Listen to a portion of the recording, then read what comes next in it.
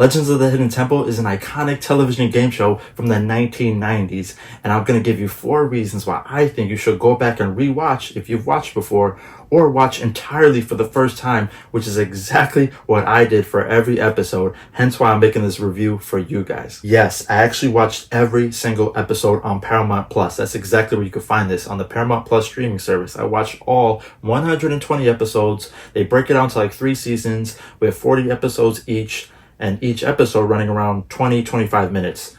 It's a lot, I know. I'll decide more why I did all this, but if you're new to my channel, my name is Chris, where I make fun reviews for movies and more. This is the more part, right? Because there's a lot of episodes. But if you're new here, be sure to click that subscribe button to stay tuned for more fun reviews. Now, every episode has the same format where 6 teams of children compete through a series of historically themed physical and mental challenges, which then leads to one final team winning and then having the privilege to enter the hidden Mayan temple to retrieve an artifact with limited time. Do most teams that enter this temple retrieve the artifact before the time runs out? You will actually be very surprised, because I know I was watching episode to episode. When you watch this show, or if you remember, these challenges in that temple is way more difficult than you think. Now, before I give you my 4 reasons, I do want to take some time to elaborate more on the rules of the game, like how I mentioned the format of the game. This way, if you guys might have forgot, or if you're new to the show entirely, once I explain the rules and the format, because it is the same per episode, then you'll have a great understanding of how this all plays out. So as I mentioned, 6 teams start out, with each team having a boy and a girl ranging from the ages of 11 to 14 years old. The teams are the Red Jaguars, Blue Barracudas, Green Monkeys, Orange Iguanas, Purple Parrots, and the Silver Snakes. And I know if you're familiar with the show that some of these team names you definitely remember. The first round, all 6 teams start by completing a water challenge race, and whichever 2 teams finish last get eliminated. But shout out to the Purple Parrots, because goddamn, they cannot win even if they tried. Now, the next round, the 4 remaining teams compete on what's known as the Steps of Knowledge, where they're told a story from history and then have to answer questions based on that story. Whichever 2 teams answer the fastest go into the 3rd and final round, which is a physical round, where they compete to see who can finish the obstacles the fastest. Whichever final team wins that round will now be allowed to go into the hidden temple to retrieve that lost artifact before the time runs out. And if they retrieve that artifact but don't make it back in time, they still win prizes. But if they do make it back in time, they win the big prize, which could be some high tech at that time, of course, or a nice vacation destination. Now, with all that being said, you can imagine that if you're one of the contestants that played in these games, or if you're an audience member, that the energy in that building has to be on a level 10. And that is my first reason why I think you should watch this show, and that's for the energy. The energy from the crowd, the quick pacing, and the host is what makes this show fun to watch 30 years later. And that all starts with the host, Kirk Fogg. You see, Kirk Fogg, I never seen this host before, who leads the show from the first minute to the last minute. Now, this host, he got to be like top 5 hosts of all time, game show or not, because this guy, if you're watching episode to episode, the way he could somewhat multitask between one, getting these kids' attentions, right? Because these kids are like 11 or 14, to get their attention to stay focused, and also like getting everybody to move from like one obstacle to the next, or one round to the next. It is so impressive. On top of that, he's always so articulate and also very charismatic to the kids and the audience. It's unbelievable how he just has that energy, like I just mentioned, and also consistency, because I feel like I hardly ever see this guy slip up. I mean, kind of when giving out high fives, he'd be missing a lot of the kids' everybody missing high fives. I'm gonna get to that shortly. Hold on. But he also even gives the kids tips and challenges, such as if they're walking backwards or not going on to the next phase. He does try to give them tips along the way, because when you're watching some of these kids, half of them don't even know what they're doing, where they're at. So he does try to help them and guide them through to at least try to somewhat complete it, or be competitive. But as I was preparing for this review and doing my research, I found a few clips, and I found this one interview of the host years later after the show, and he explains on how a normal day would go on set. And us as the audience at home, you think everything is kind of like shot in like one take. Not really, obviously. But the way he explained it, I mean, check this out, is very impressive. But we did 5 shows a day. So we would do the whole moat crossing. So we'd do all the moat crossings at once. Then we would switch and we'd do all the Steps of Knowledge second. Then we'd switch out and then we'd do all the temple games. And then we'd switch out, and about hour 14 we'd bring out the final contestants to run the temple. So it was really extremely difficult for these kids, because they had had pizza, they're all completely delirious, and now they have to figure out how to get through this intensely confusing temple. And that's what they had to do at hour number 14. And from what I noticed as I started watching this show, I would say after the first 30 episodes, around episode 35, 36, you do notice a change in format in regards to the layout of the show's set. I mean, they changed everything from like adding helmets. They have older kids, they added sound effects, they have different obstacles. So I do like how as you watch the show, it does progress and make changes over time to make the show more entertaining. I think the producers decided to change the cast of these kids' ages from 12 to 14 because when you watch the beginning episodes, these kids look super young and it looks like they don't know what they're doing. I'm not saying they're not athletic, just not really coordinated, I guess, because when you see the older kids like 14, these kids, you can tell just mentally, they understand the rules of the game, they have way more athleticism. So that alone is more entertaining to watch than kids that can't even like complete a certain challenge. Because I was always saying how they updated a few things. They also added new rooms in the temple, a bigger stage. So in order to have kids match that, they need to have kids that could be able to complete those obstacles, not no little kids that can't even like climb up a wall or something, right? So obviously you need kids that are a little older, stronger, more athletic to complete these challenges. And also notice they added a map at the bottom of the screen, so when they're doing the temple run at the very end, you can kind of see where the artifact is located and where the kids are as they go find the artifact. Half the time these kids, like, you see them on the map and then next, they're going backwards, up, down. Yeah, if you guys decide to watch this entire series like I did, it's kind of crazy, but like every 20 to 30 episodes, they do make these updates that I was just telling you guys. But overall, really good energy throughout every episode and also well paced. And another aspect about the show that is very consistent is pretty much the main theme of the show, and that's world history. And this is my second reason why I think you guys should definitely watch the show. It's for people who love the history of our world because every episode has a different theme. And it's not just the host, as I mentioned before. You also have this guy, Almec, who's hilarious. He's the obvious iconic logo. He's like the tiki head, and he's like the main guy. Forget the host. He's the main guy running the show. This is his temple, technically. It's Almec's temple, and he decides who's worthy to go into that temple. And first of all, whoever does the voice acting for Almec is hilarious. I mean, this guy day in and day out is so creative and funny. Even the animatronics behind the figure that moves, whether if the eyes lit up or the way his mouth moves, for back then in the 90s, I found that fun to watch. And on top of that, if you guys watched before, you probably know what I'm talking about. Almec is like kind of sassy sometimes, the way his voice is. And on top of the sassiness, put that aside, the way this guy tells stories, when you're reading a novel or something, this guy, when he's talking in the voice of other characters in the story, the way he switches it up to sound like a foreign person or a female is damn near hilarious and Oscar worthy of acting. To open the door to the shrine of the silver monkey. Now, the second round for the Steps of Knowledge has to be one of the best parts of the show because even as adults, we can all learn something from Almec and his lessons and tales of history. And for a kid's show, some of these stories are even dark, such as Blackbeard cutting off fingers, or even one story they mentioned that I could relate to. They mentioned Ponce de Leon, who founded the founded the Fountain of Youth in St. Augustine, Florida, which I did do a travel review. I'm gonna plug it right there if you guys want to watch it. It was a great time. Highly recommend going to the Fountain of Youth and drinking some of that water. Trust me. And once in a while, like the Ponce de Leon, I would recall some of these stories from our world history. However, with my listening skills, no, it could be way better as of today. Because if I was one of these kids on the show, dumb as hell, not really paying attention, I would have probably been one of them. So although I laugh at them, I know I probably will be one of them. Even to this day, you tell me something, tell me a story, a 5-minute story, I'm checked out by like the first 30 seconds. Because Almec, he tells like a 3-minute story, and then he asks a few questions, and whoever answers first, they do their best to give the answer. But what I know, like with my listening skills, whatever, either I'm gonna say the answer I think, I don't know if it'll be fast enough, but who I wouldn't be are these damn kids that won't let my guy Almec finish the question. These kids are buzzing in before the guy can finish or give out the possible answers. Did Gauguin live in blue barracudas? Incorrect. The natives of Tahiti are called Polynesians.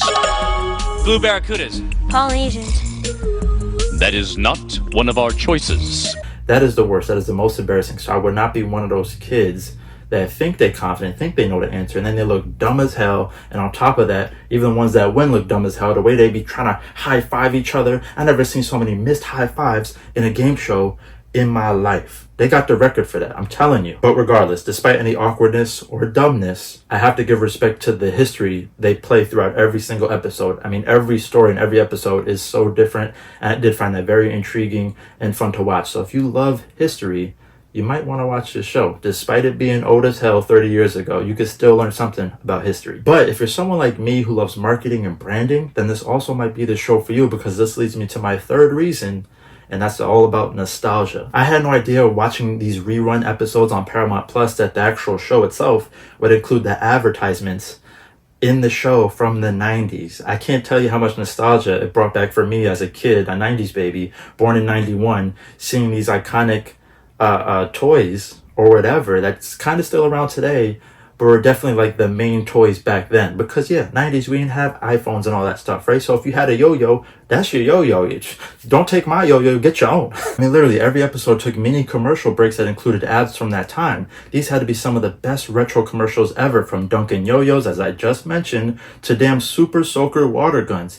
I mean, come on, those are still around to this day. I don't know if kids are playing with that. But then on top of that, when it comes to food, they had Nestle Rabbit chocolate milk.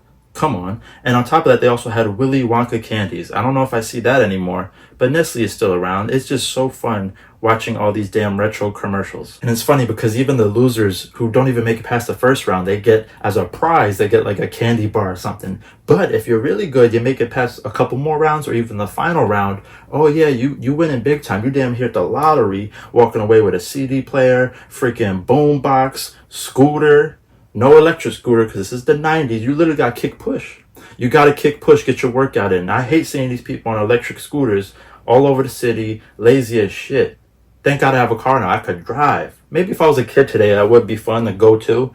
You know, top of my scooter, no need to kick push. But something about those Razor scooters back in the day, so much nostalgia. Shout out to the Purple Parrots again. I forgot to mention that as a joke. They couldn't even get past the first round. I swear to Bob, if you know what I'm talking about, if your favorite team is the Purple Parrots, you should be ashamed despite any loyalty. I'm sorry, I'm going to get to the favorite teams later.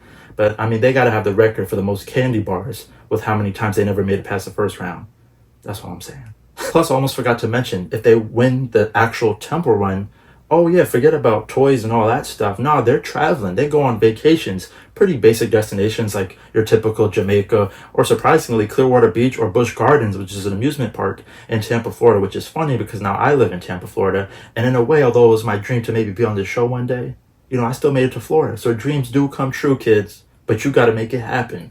Don't wait on these shows to hit you up. Make it happen. And speaking of those damn young kids, yeah, like we were jealous. We wanted to be on the show. But speaking of them, because I'm old now too, like I'm at 32. These kids on this show, they got to be in their 40s now, right? I can't imagine that. The way time flies like that these little kids on these shows are now probably got their own kids. And it makes me think that they should bring back this show. They should, and turn up the heat. Maybe do like a parent and child team, because there's two people. Or do like a couples team, maybe a sibling team. Whatever team they decide to do, but they need to turn it up. I mean, they should turn it into the Hunger Games. Let's get serious with this. Now's the time. Such bravery. I just watched a new movie, so excuse me. I just watched a new Hunger Games movie. Don't mind me. But you gotta agree, it would be a fun idea if they brought it back. I think the show would do very well. I just don't know if it would be as hardcore as it was back in the day. Even in regards to safety. The safety people on the show were on top of everything, but just the obstacles themselves were like pretty hardcore for these kids. I mean, I don't even know if I could complete some of these challenges. The show also reminded me of the video game Mario Party, how there's just different mini games. And on top of that, I'll share another personal story real quick. When I was growing up in Westchester, New York, there was this fun indoor playground place called Leapin' Lizards. If you're from Westchester County in the 90s specifically, because that's when I was there, Leapin' Lizards, it's kind of like this huge obstacle place where they have like the bounce house indoors. It's like a gymnasium with the slides and the ball pits. I'm sure you guys know what I'm talking about. Picture like an indoor McDonald's playground, but on steroids. That's what this game, or I'm sorry, that's what this show reminded me of in regards to this nostalgia as a kid going to these crazy places. Now I see these kids on TikTok or families taking their kids, they got like these trampoline places. Kind of similar to that, but just these places were just way more creative. And that's what I'm trying to say for this third reason, is that since it's set in the 90s, I mean, from the TV commercials to the concepts to the games to the prizes won, I mean, everything about this show gives you that nostalgia that I think we call relate to, since everyone was a kid at one point. Now, although that is true, we were all kids at one point, some kids were way more competitive, smarter, and more tougher than others. And that leads me to my fourth and final reason why you should watch this show, and that's because of competitiveness. Majority of these kids for their age are very impressive, and even as an adult, I would probably fail miserably, like I just told you guys, out of plain stupidity, not following the rules. I mean, most of these obstacle courses are very challenging, so I have nothing but respect for anyone who attempts. You can tell these kids go very hard and are super competitive. And they're also very respectful too. I haven't seen any sore losers, unless that's like behind the scenes footage where they have any crybabies off camera. I do wonder how these kids know the rules like beforehand. I think like that video I showed you about the host, I think they do have some type of like meeting or preparation before they actually do the obstacles, because when you watch the show, the host explains the rules in like 10 seconds. And as the kid, it's like, how do you even know what to do? Did you get all that? Because me, I would be like, wait, what? Grab what? What do I do? And for example, in the final challenge, the main part of the show with the hidden temple of Almac's rooms, I'm telling you, you guys could probably relate to this. It reminds me of escape rooms. Escape rooms have been this big popularity in the past decade or so, where you pay for this, obviously, this entertainment service where you get locked in a room and you have to find certain objects that lead to the next objects to give you that final object to unlock the room and either escape entirely or go into the next room and then you repeat it. I'm just saying, I laugh at these kids who have no idea what they're doing in the room, because for me, I would be freaking out too, trying to touch stuff, trying to see what's going to open, which door, that door. I might not be the smartest, and therefore I need someone on my team who might be a little smarter than me. Otherwise, we're going to die of starvation or dehydration. And I'm talking about the Hunger Games. Sounds like it's coming to life. You fought very hard in the games, Miss Everdeen. So yeah, I'll probably be one of these lost kids in the room. However, I'll be fast. That's another thing on top of this. You got to be fast going through the room. You can't be slow and dumb at the same time. If you're dumb, you better be hustling to figure it out. I'm telling you guys, some of these kids, you watch them, they are so slow, and then they walking backwards, and it's like, you just went that way. What are you doing? Keep going forward. Go as fast as you can. That would be me. Although I might have to bust down a few walls, figure that out. And some of these teammates have patience, because when you're doing the temple run, only one could go at a time. And for the person waiting behind, I don't know how, as kids, you would think they'd get attitude, all this stuff. But no, they're pretty patient for the most part. But for me, I'd be like, what the hell are you doing? Put the monkey head on top of the monkey body, turn it around, run back, run, don't walk. I forgot to mention that one of their main rules of this game, or one of the main key features, is that as teams win each round prior to that final temple run, once they win a round, they acquire a pendant of life. Now, the pendant is what saves them from any temple guards in this final temple run. It pretty much protects them. It gives them like an extra life. Whereas if the temple guards catch them, then that means they're done, and then the next player gets to run through the temple. But if you've watched this show, you know where I'm going at. I gotta go on a rant real quick, right? Here we go. The damn temple guards. Oh my God, we need to talk about the temple guards. Yeah, they see that if the temple guards are watching this review, they thought I forgot about them. I did not. The temple guards, we gotta talk, because the way these guys pop up out of nowhere is not cool. It's not cool. The way they find certain hiding places is, I don't know how they do it, but I know me, as I'm watching it, it could give you nightmares. Even one night I woke up like, ready to fight one of them. Or I'm walking through turning the corner thinking they're going to pop out at me. Because I know if I was one of them kids, we fighting if they pop out or come at me in a certain way. Or grab me in a certain way. That's what these temple guards do. Because like I said, once they pop out at you out of nowhere, and say you run out of pendants, right? You say you have 2 max, you run out of the second one.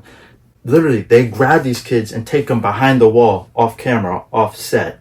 Sketchy, creepy, weird as hell. And I do wonder, in regards to production and acting, right?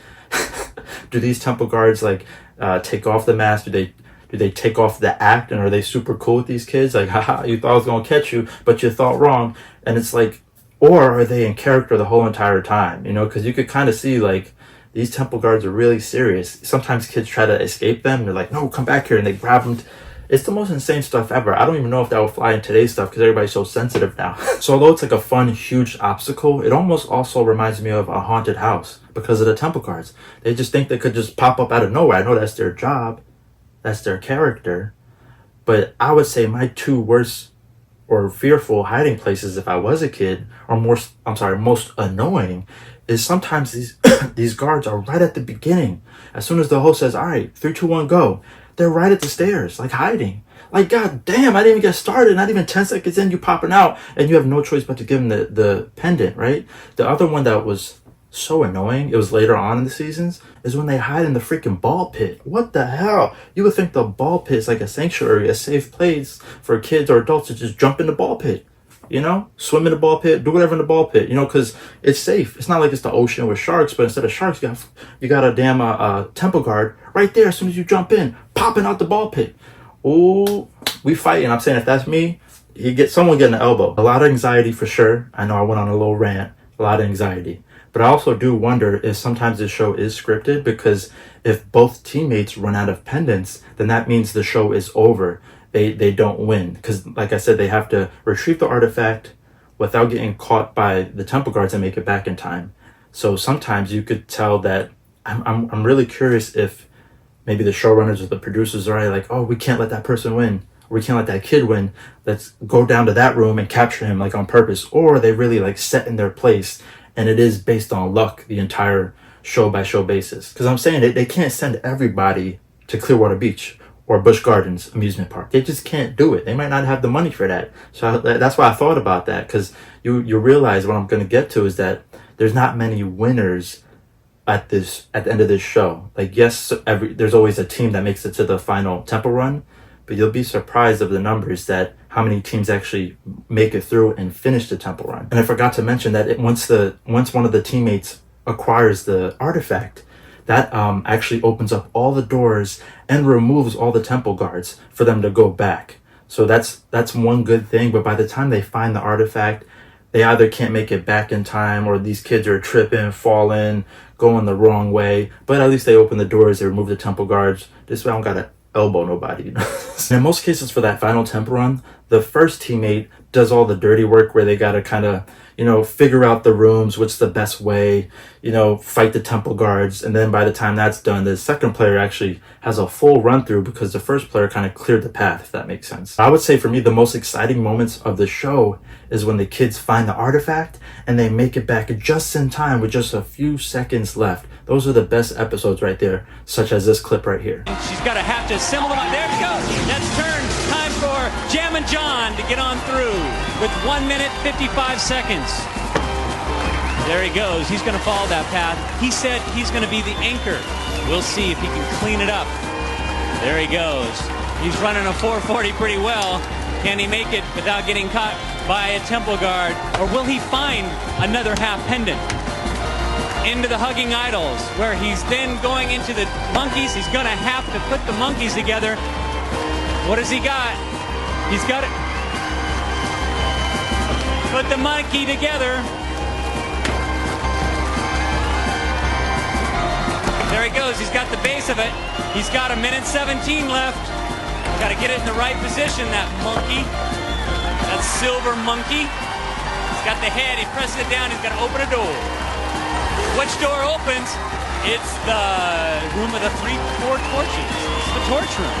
He's going to take the elevator down. And there he goes, down into the mine shaft where the cannonball awaits. He's got his eye on that cannonball. He doesn't think that elevator's ever going to get down there. And he's down. He's got the cannonball. Now he's got to find his way back. There he goes. He goes up the mine shaft, back into the torch room.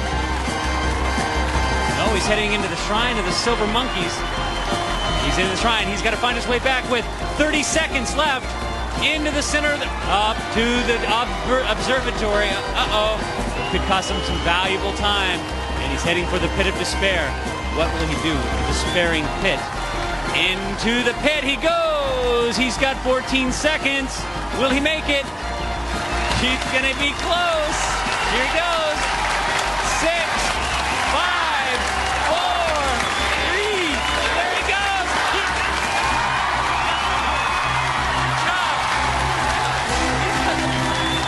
You got the cannonball. You did it. You're going to get all the prizes. You're going to take the telescope. You're going to take everything. You're going to the Bahamas. It's probably one of the best wins, if not the best wins. But if you guys watch a few episodes, I'm sure you can agree that this has to be the most insane competitive kids show of all time. From the kids competing to the host, as I mentioned, rushing from one round to the next, it's like it never ends. It's obviously like probably great editing and from the production side, but like the way they kind of step in and out of frame, it looks very in sync to where the host is like, all right, kids, get up, let's go. And all I can say for that is respect.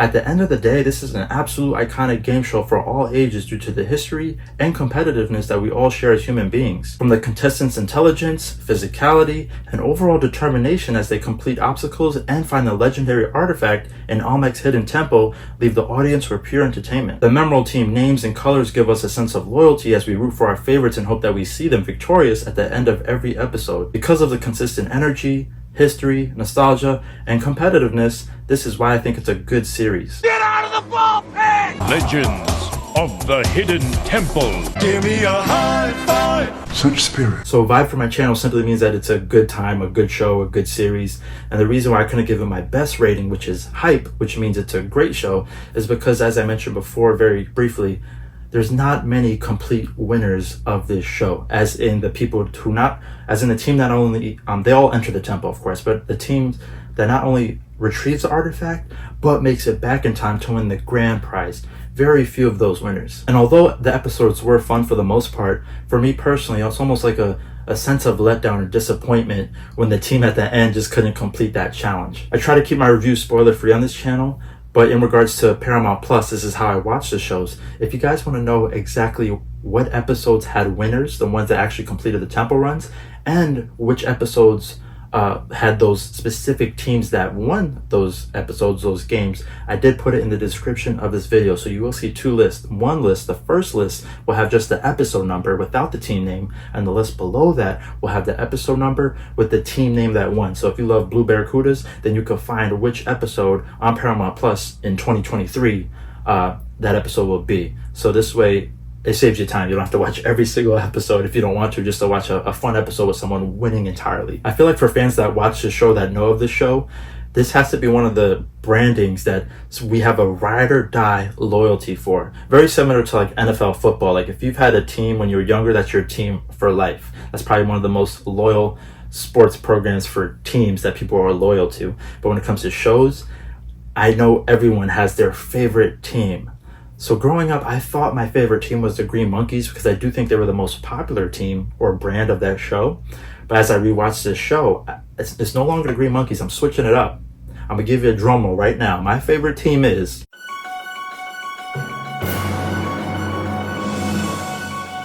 Silver Snakes. Silver Snakes, comment below. Show me some love. It's all love with Silver Snakes. Why? Because, you know, we all about the W. It's all about the W. Maybe not so the temple run W, but one thing about Silver Snakes, unlike the stupid ass Purple Parrots, we gonna get through the first round. Oh yes, that's what it's all about. We most likely gonna get past the second round too, and that's why I'm a fan of the Silver Snakes, because they are the most competitive. There's just something about their attitude, their swagger. Like they say, this is nothing. I got this. What you want me to? I've got it. Get it done. Unlike the Purple Parrots, if you're a Purple Parrot person, comment below. It's all love and respect on. But I'm just saying that if they bring the show back, hopefully they do better, Purple Parrots. But Silver Snakes, we on top. Now, according to my numbers, I have the best team in regards to temple run completions. These are the teams that won the entire episode, being at number 1, the Green Monkeys with 8 wins. Then I have the Silver Snakes at number 2 with 7 wins. Then at number 3, I have the Blue Barracudas with 5 wins. And then at 4 is a tie, but I have Orange Iguanas and the Red Jaguars at 4 wins each. And last but not least, but who cares anyway, right? Purple Parrots, but hey, they got 3 wins in dead last. Now, like I said, this is based on Paramount Plus in 2023, whatever they got on that service. I know there might be more episodes, but based on the numbers I gave you, if you add that up, it should be 31 total wins out of 120 episodes. That's a huge difference, right? So you can see why, as I mentioned before, watching episode to episode does feel somewhat of a disappointment or letdown, since it's extremely difficult to win that temple challenge. But with all that being said, let me know down in the comments how you felt about this show, if you've watched in the past, or if this review might entice you to go rewatch it on Paramount Plus for either nostalgia or just for your first time enjoyment, such as mine. I've watched a few episodes growing up, don't get me wrong, but since I was born in 91 and this show came out a few years later, I mean, technically I remember I was still a baby or a very small kid, so it's like I remember some of it, but after watching all these episodes, it was a good fun time. So definitely comment below. I also want to know what's your favorite team, because I know we all got some team that we are loyal to. And if you're new to this channel, be sure to like this video and subscribe. Join the party, join the family, as we make more fun reviews for the future. And thank you so much for watching. I do appreciate it. I'll see you all on the next one. Peace.